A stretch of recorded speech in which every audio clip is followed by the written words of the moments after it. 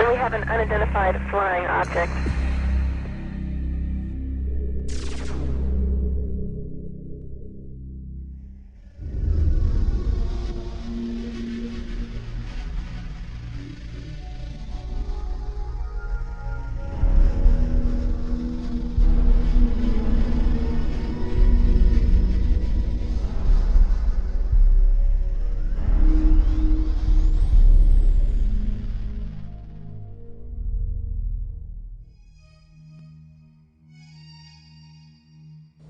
Good evening, my fellow Americans. The sighting over Washington yesterday has alarmed many of you. However, please, do not... We close? Yeah, we're close. 2001 was a real space odyssey for me. Instead of flying on a spaceship to the moon, Jupiter, or beyond the solar system, I met Dan Aykroyd for the first time to talk about UFOs. That's when I knew I had to sit him down in front of a camera and just let him talk about the truth.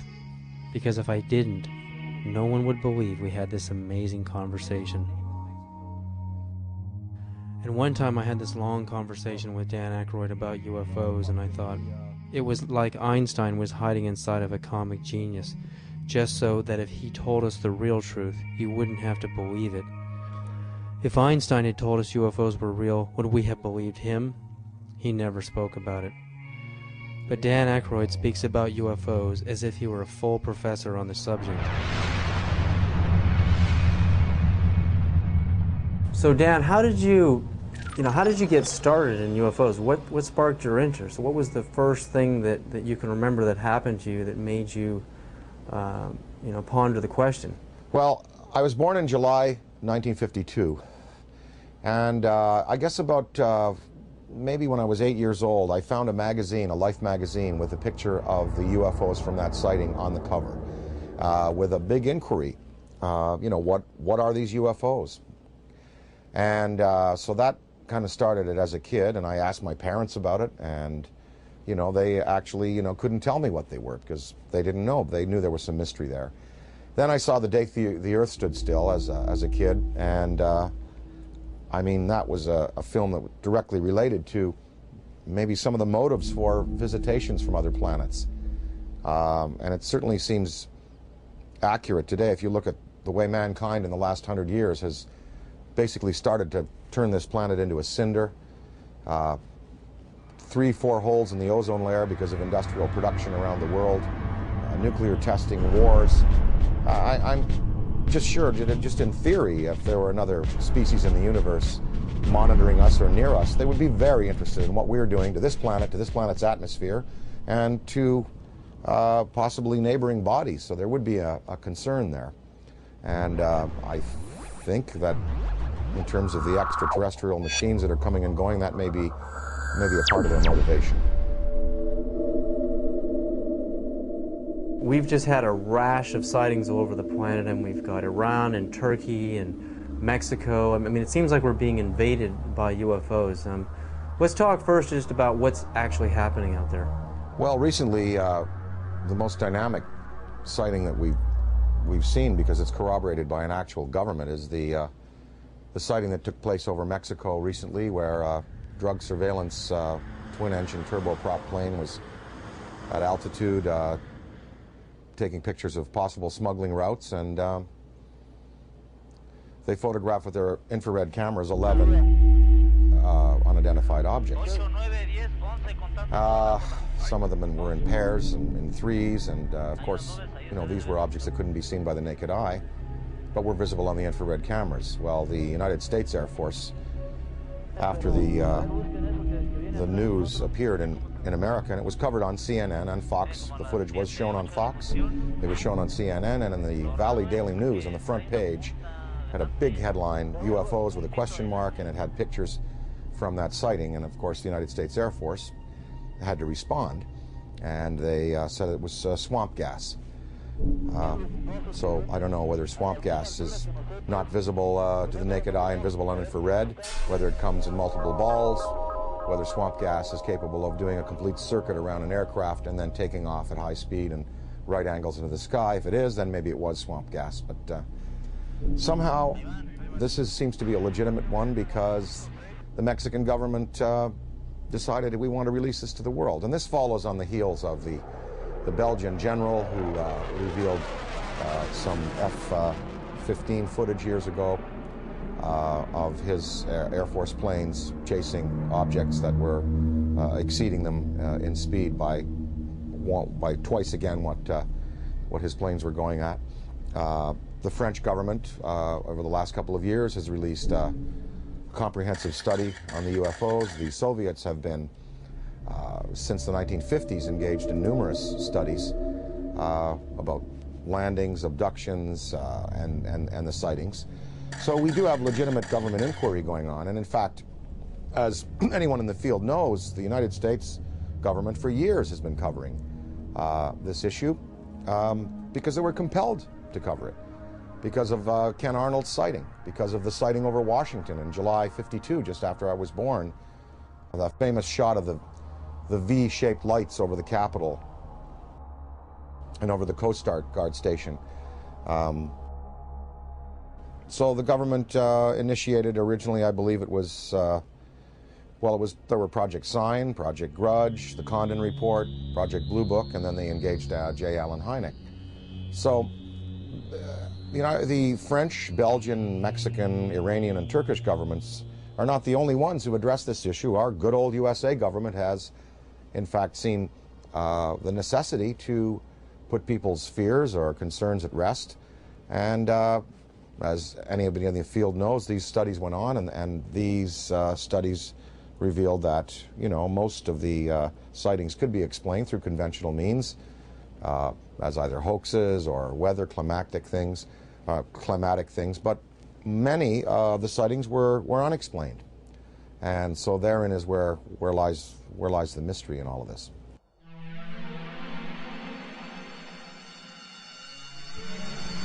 Dan, what do you think is the significance of UFO technology? I mean, obviously, these guys, extraterrestrials, can come from one star system to another and visit Earth. I mean, recent headlines on CNN are talking about, and BBC, that we're going to run out of oil in 2026. We've got to get on to a better technology.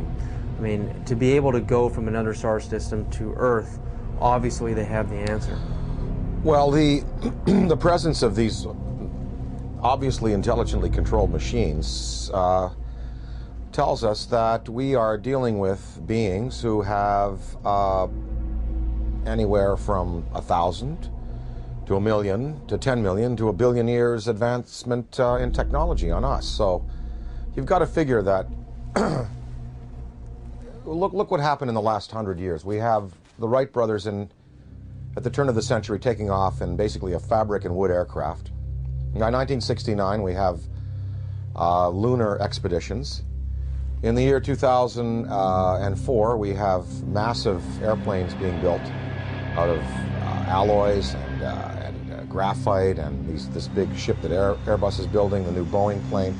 So in 100 years, from fabric and wood, we've come to, advanced metallurgy, fuel use, and propulsion in just 100 years.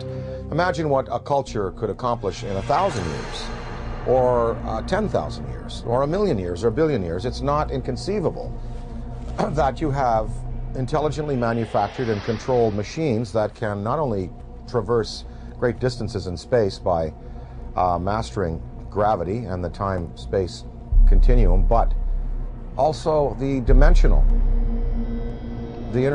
travel that might be possible. Many theories now purport that there were not only 4 dimensions at the creation of the entire multiverse 14 billion years ago at the time of the Big Bang. There were 11, maybe as many as 21 dimensions. So some of these beings may be coming from an extra-dimensional place. I mean, and what it says is that these technologies have been harnessed, and that it's possible to use other fuels that don't rely just on simple combustion. And, there are many theories. I mean, some theories are that the military already knows about these forms of propulsion and lighter-than-air vehicles or metals that can be vibrated to a certain point where they become they become light waves, photons. But they're not telling us. They're not going to reveal that, obviously, to us, and we just have to keep the search going. So I think that it's incumbent on us as a race on this planet to begin to find alternatives to the fossil fuels, but we're just not doing it fast enough. It's probably been the greatest and most successful cover-up in the history of the world. UFOs are as real as the airplanes that fly over your head. That is my unequivocal conclusion. Oh my God.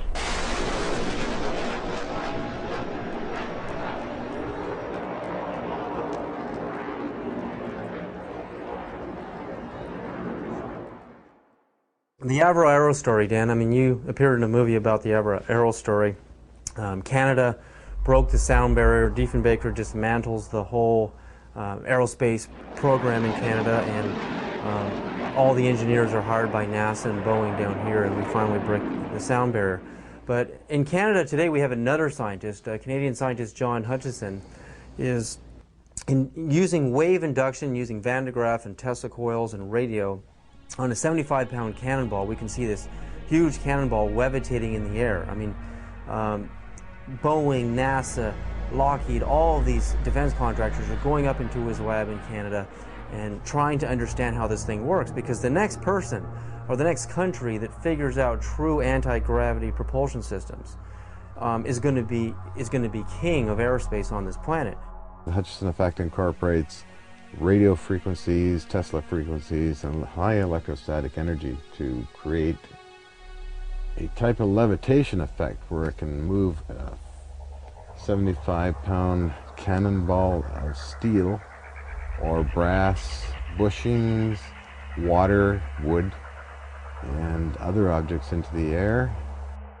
Are we doing enough in our universities, in our research labs? Are we putting enough money into this kind of a research? And what risks are we willing to take if universities in Beijing and China and Russia, they're actually going into the UFO phenomenon in their universities? But here in America, mainstream science, mainstream physicists laugh at the UFO phenomena. I mean, what do you think about that? Budgets are tight all around the world, and as far as putting money into the study of alternative technologies, funding research by people like Hutchison, the money is just not there. I mean, if you look at NASA, NASA is getting chopped back because the funds that are flowing through government now are focused on the war in Iraq and other things. So we don't even have the money to keep up conventional space exploration, development of metallurgy, fuels, ion drive systems. So I don't see any government in the next 10, 20, 30, 40, 50 years really putting the money into the kind of research that's needed to develop these alternative systems and to perhaps study what is driving these intelligent machines from somewhere else. Now, of course, that's on the visible side of things. We're hearing a lot about these special access programs where congressional money is approved by a very narrow slice of the membership in the legislature and given to the military to do basically carte blanche what they want with. So there could be a black military program that is producing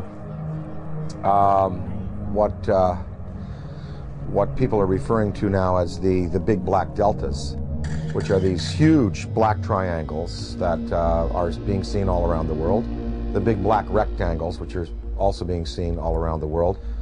So maybe they look a little like this, the F-117, they look a little like the